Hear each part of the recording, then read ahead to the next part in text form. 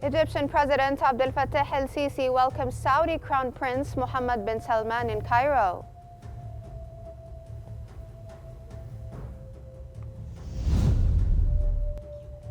Minister Abdel Ati condemns Israel's decision to confiscate UNRWA land in Jerusalem and stresses the necessity of implementing UNSCR 1701.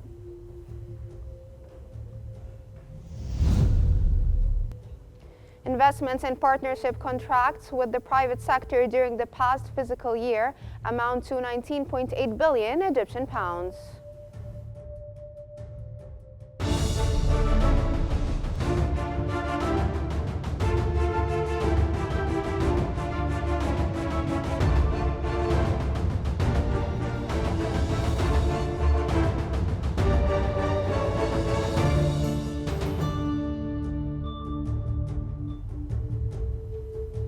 You're now watching the latest updates in Egypt on QNews. Moving on for the latest developments.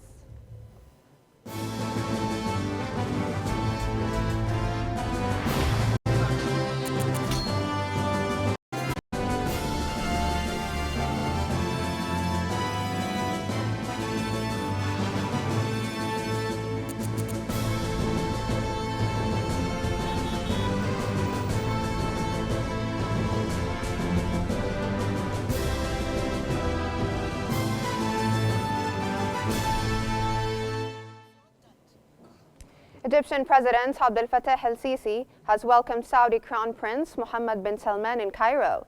The visit comes as part of a broader effort to strengthen economic ties between the two countries. In September, the Saudi Crown Prince announced a $5 billion investment in Egypt by the Public Investment Fund during a meeting with the Egyptian Prime Minister Mustafa Madbouli in Riyadh.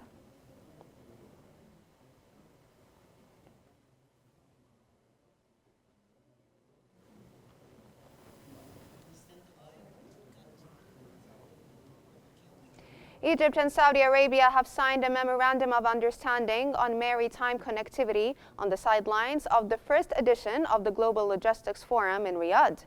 The MOU will boost cooperation in maritime connectivity for passenger transport. It entails the exchange of expertise to train specialized personnel in emerging fields, enhance the quality and efficiency of maritime transport services, and improve the overall experience for users.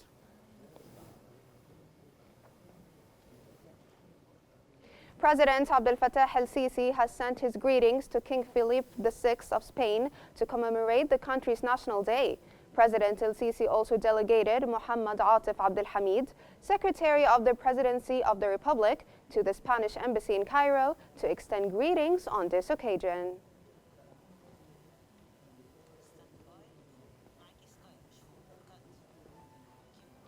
For more analysis on the strategic visit, joining us is Akram El-Qassas, the chairman of the board of Al-Yom Al-Saba newspaper. Mr. Akram, welcome to Q News. We're glad to have you with us. First off, how would you describe the current state of relations between Egypt and Saudi Arabia? I believe that Egypt and Saudi Arabia, each of them are important countries and vital countries in the region. The relationships are strategic for decades, either at the bilateral level regarding the trade and economic relationships. It's important as well because Saudi Arabia is the most important partner for Egypt for the Saudi investments in Egypt.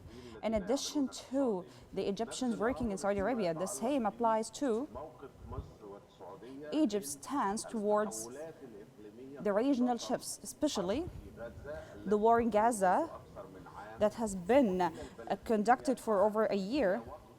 Both countries are seeking to stop this war, and they are seeking political paths that would guarantee the establishment of the Palestinian state in a manner spreading the peace in the region. Egypt and Saudi Arabia pursuit in this regard do not stop,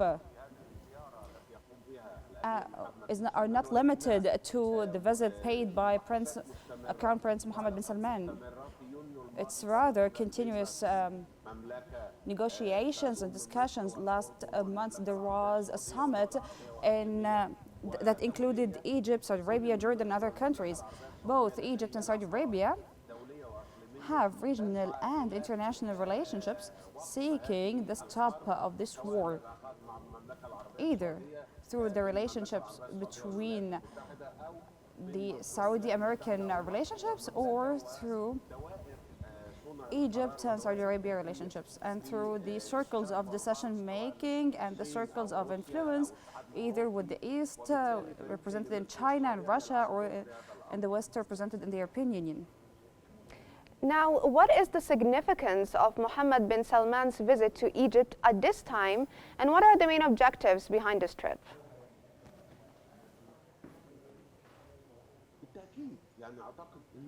I believe that the bilateral relationships between both countries are brotherly relations. It's a continuous coordination between both parties in this regard.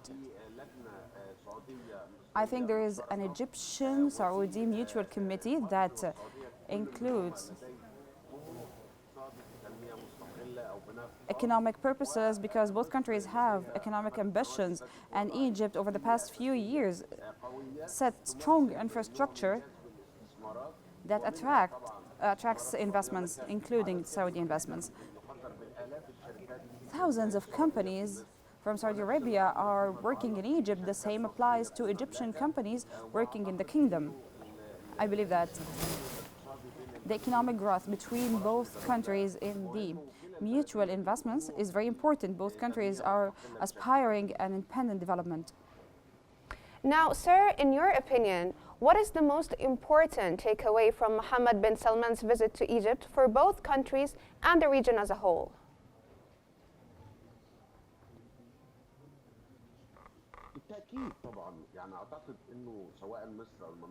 I think for either Egypt or Saudi Arabia, both countries are keen on limiting the war in Gaza, so it's not escalated at the regional level, either with Iran or Hezbollah, because any regional escalation will mainly affect the interests of both countries from one side, and from another side it will affect the security of Red Sea that Egypt and Saudi Arabia are overlooking it.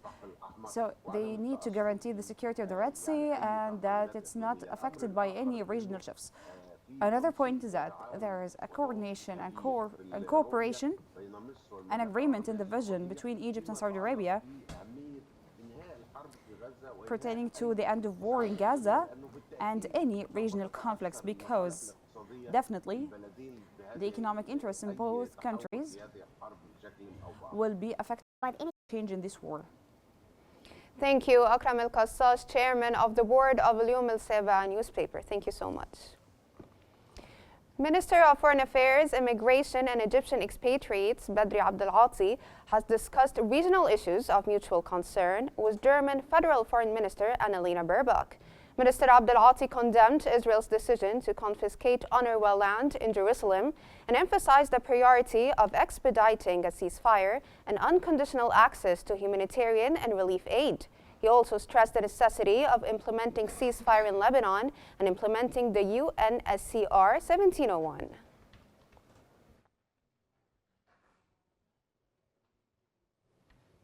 Egypt has established an investment fund in the Nile Basin, aiming to promote investment in development and infrastructure projects within the Nile Basin countries.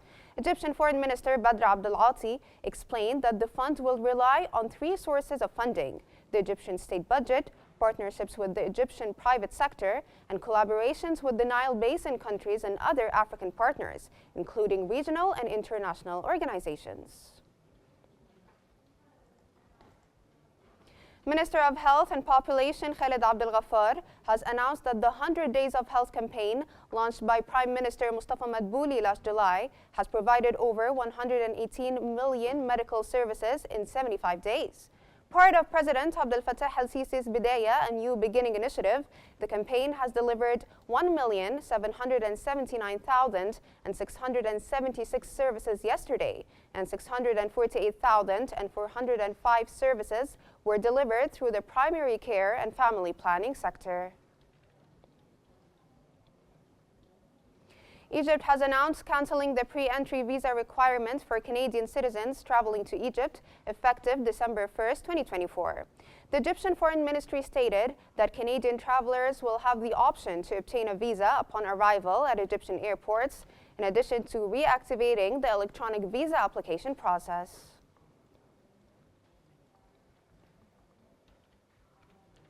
The Central Bank of Egypt reported that Egypt's external debt dropped to $152.9 billion by the end of June 2024. This marks a decline from $160.607 billion at the end of March and $168.34 billion in December 2023. The report also highlighted a drop in government debt, which stood at $80.178 billion by June, down from $84.849 billion at the end of 2023.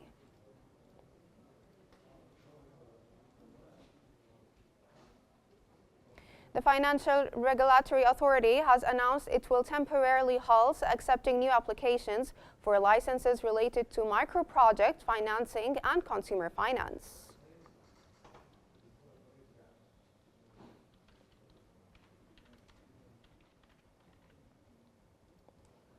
Minister of Finance Ahmed Kojuk has stated that investments in partnership contracts with the private sector during the past fiscal year amounted to 19.8 billion Egyptian pounds. The investments are in the fields of solid waste transformation, dry ports, transformer stations, electricity distribution networks, technical education, and strategic goods warehouses. Kojuk added 6 new projects in partnership with the private sector in the current fiscal year, targeting investment costs exceeding 27 billion Egyptian pounds.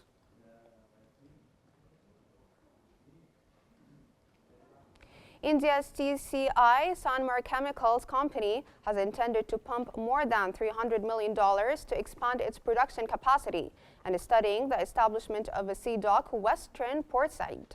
Investment and Foreign Trade Minister Hassan Al-Khatib and Chairman of India's TCI Sanmar Chemicals Company, P.S. Jayaraman, reviewed the projects being implemented by the Indian company in Egypt and its expansion plans in the upcoming period.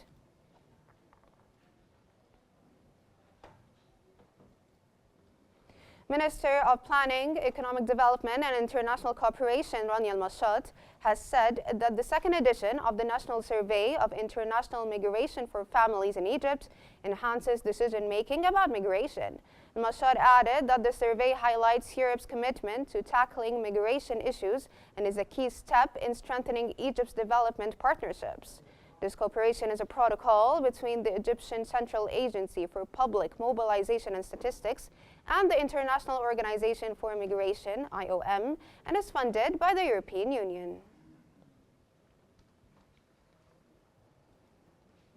Egyptian Minister of Electricity and Renewable Energy, Mahmoud Asmat, and the Greek Minister of Environment and Energy, Theodoros Kailakakis, have discussed bilateral partnership and cooperation. The meeting discussed ways to support and enhance partnership and cooperation in the fields of electricity, renewable energy, green hydrogen, and technological innovation. The meeting also discussed the latest developments in the implementation of the interconnection line project between electricity networks in Egypt and Greece.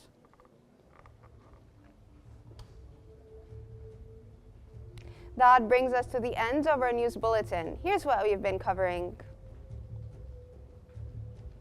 Egyptian President Abdel Fattah el-Sisi welcomes Saudi Crown Prince Mohammed bin Salman in Cairo.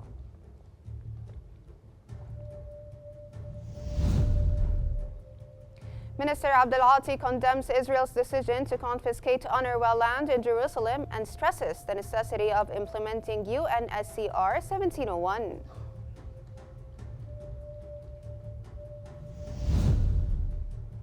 Investments in partnership contracts with the private sector during the past fiscal year amount to 19.8 billion Egyptian pounds. This brings us to the end of our news bulletin. Remember to stay updated by following QNews on YouTube, Facebook, X, Instagram, and TikTok at QNews EG for the latest developments.